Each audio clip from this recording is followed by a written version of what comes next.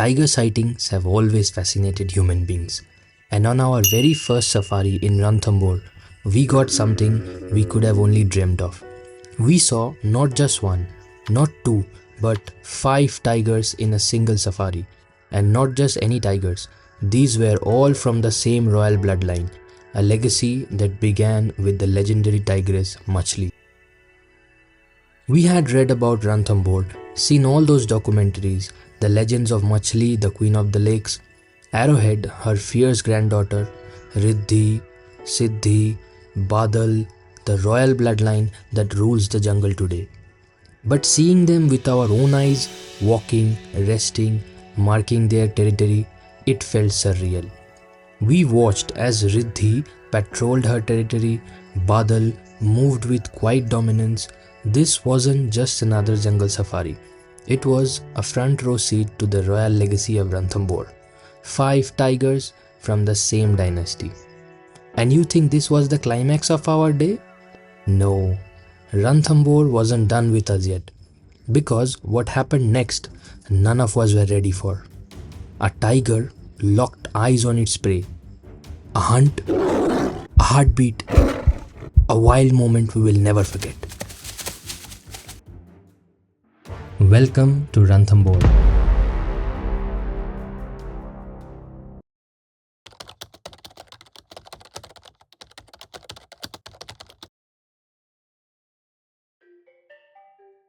Ranthambore National Park is one of India's most iconic wildlife destinations.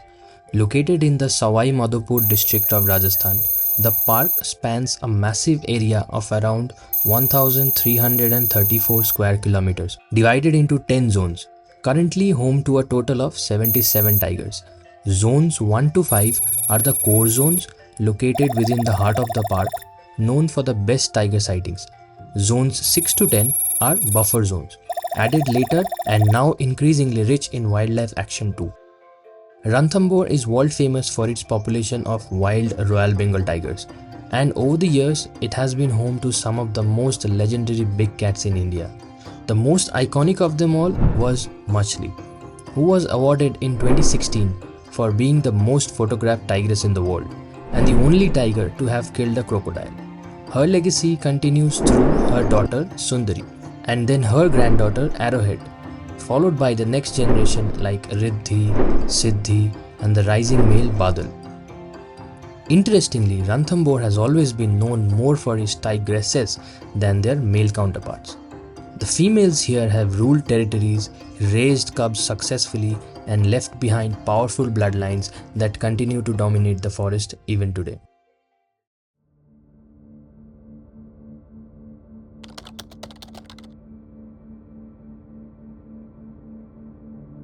This was our first time visiting Ranthambore National Park, a place we had seen in countless videos, read about in blogs, and heard endless stories of legendary tiger sightings. So finally we decided to pay it a visit ourselves. We drove down from Jaipur by road, cruising along the scenic Mumbai-Vadodara expressway. Our safari was booked for the afternoon slot, and we had chosen Zone 3 for the first day and Zone 4 for the next. We had booked our safari just a week in advance, so unfortunately we couldn't get a gypsy and had to go with a canter instead. But if you are also under the impression that a canter safari is any less exciting than a gypsy, then let me clear that up, because the result is right in front of us. When you book a safari in Ranthambore, the forest department randomly allots you a vehicle, along with a guide, so you don't need to arrange anything separately. Our safari was in the afternoon slot, and the canter picked us up directly from our hotel, the Aliste Hotel and Resort. We then headed straight towards the forest. Our guide, Mr. Jaideep Singh, was incredibly friendly, knowledgeable and kept the whole group entertained. And now to early morning and we had just entered the jungle and our guide had only began sharing stories about Ranthambore's rich history when suddenly, within barely 5 minutes, we spotted our very first tiger. And not just any tiger, but one of the cubs of Riddhi, the current queen of Ranthambore.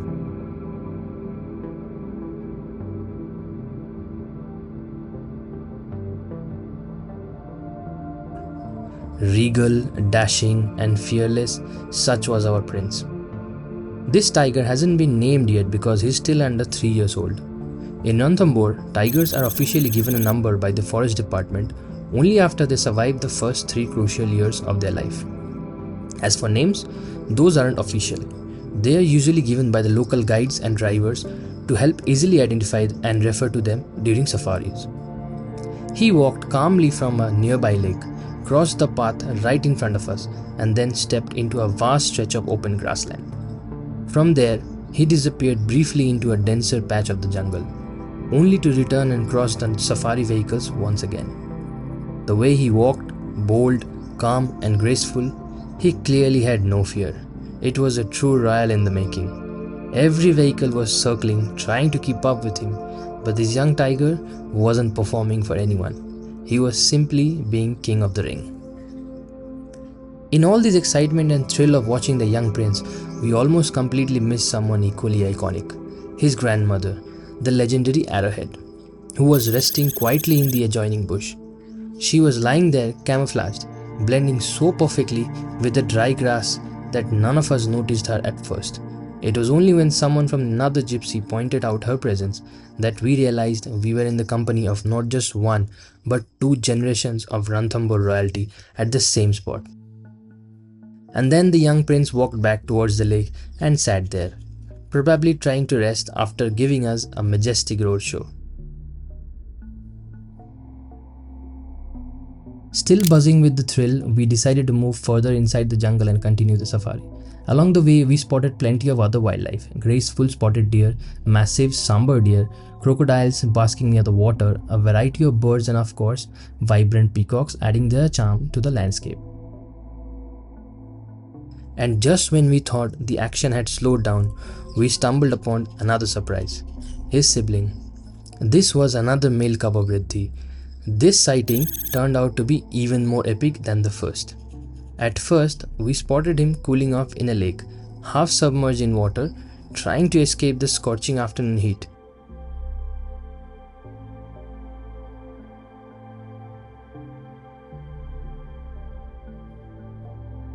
For about 15 to 20 minutes, we simply sat there, soaking in the scene, letting our eyes enjoy every bit of that rare view. Many might have moved on, thinking it's just a still tiger, but our guide insisted we stay. He kept saying, "Sabr ka phal meetha hota hai," and no kidding, he was absolutely right. After nearly 20 minutes of waiting silently, the tiger suddenly stood up and began to walk. And what followed next was simply unbelievable. We followed him throughout the jungle, witnessing the raw, unfiltered reality of wildlife unfolding right before our eyes. पीछे लो पीछे पीछे लो पीछे पीछे पीछे लो पीछे पीछे ना पीछे लो हो गया नहीं अरे आपको और मिलेगा पीछे लो पीछे लो पीछे लो पीछे लो पीछे लो बड़ा वाला को मिलेगा बस मिलेगा.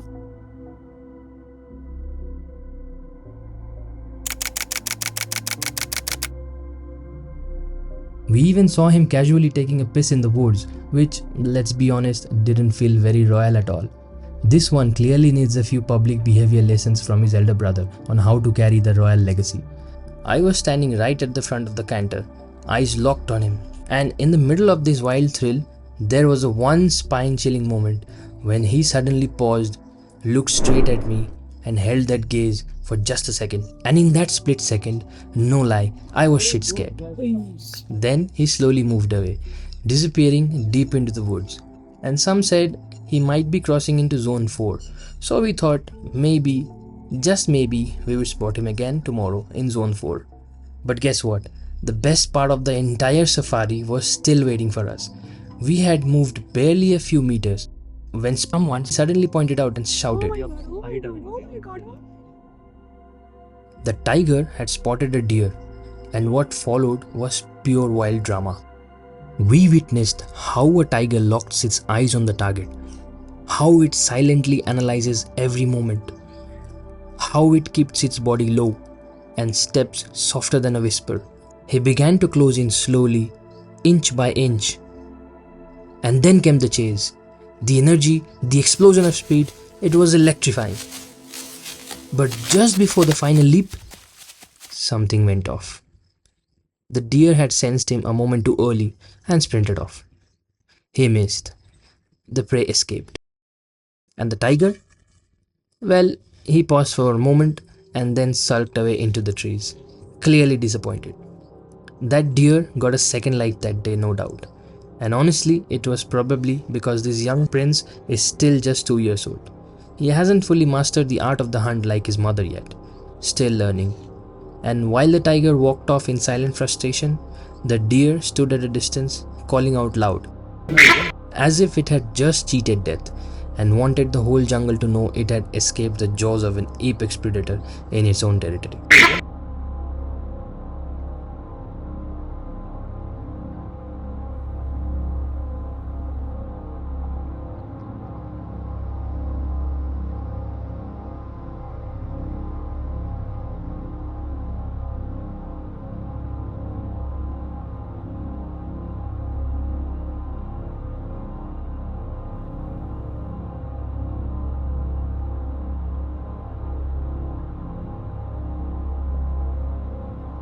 Now, as we were nearing the end of our safari, it was already around 5:30. We continued to soak in the stunning landscapes, the serene water bodies, especially the famous Padam and Rajbagh lakes, and watched wild animals going about their lives in their natural habitat. The jungle, raw and untamed, kept us all mesmerized. Not just us, every single person on that canter, all 20 of us, were completely blown away by the experience. This was a safari like no other, the kind of experience most people can only dream of. But deep inside, I still felt something was missing.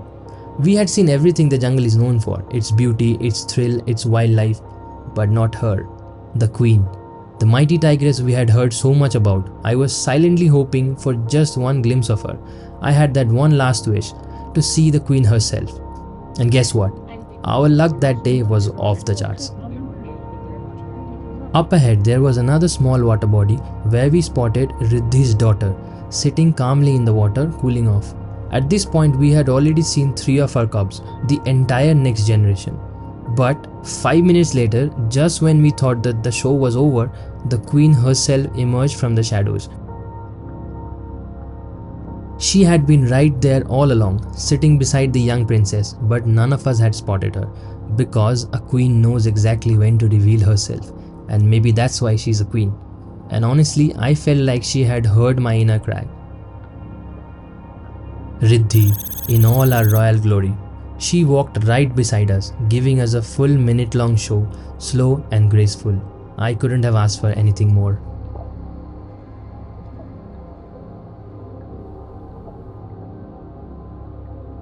Hence, we moved ahead fully satisfied with our safari. It truly felt like we were blessed by the jungle gods. We simply couldn't have asked for anything more. We had come to Ranthambore expecting just a normal safari on a casual 2-day getaway on a casual holiday, nothing more. But what we received was far beyond our expectations. A memory of a lifetime, an experience so raw, so powerful and so magical that it will stay with us forever. This safari was truly like no other. I mean, let's be honest, how often does someone spot not 1, not 2, but 5 tigers from the same bloodline, that too in a single safari? We witnessed 3 cubs of Riddhi, their grandmother Arrowhead, intense territorial behavior and even a near hunt, raw wild action right in front of our eyes. People travel multiple times and don't get this lucky even once, but for us it felt like that the jungle had opened up all its secrets in just one ride. In the next vlog we are heading to zone 4 and believe it or not, our streak of luck continued there too. We spotted 3 more tigers. Also, don't forget to check out my other videos on the channel to know more about the entire lineage of Ranthambore's most iconic tigers through the decades. And if you are planning your own trip, there's a complete guide video as well on how to reach Ranthambore, how to book your safaris, where to stay, and our personal experiences, including the hotel we stayed at. And if you found this video entertaining, do give it a like. And if you find our channel informative and useful, then please subscribe.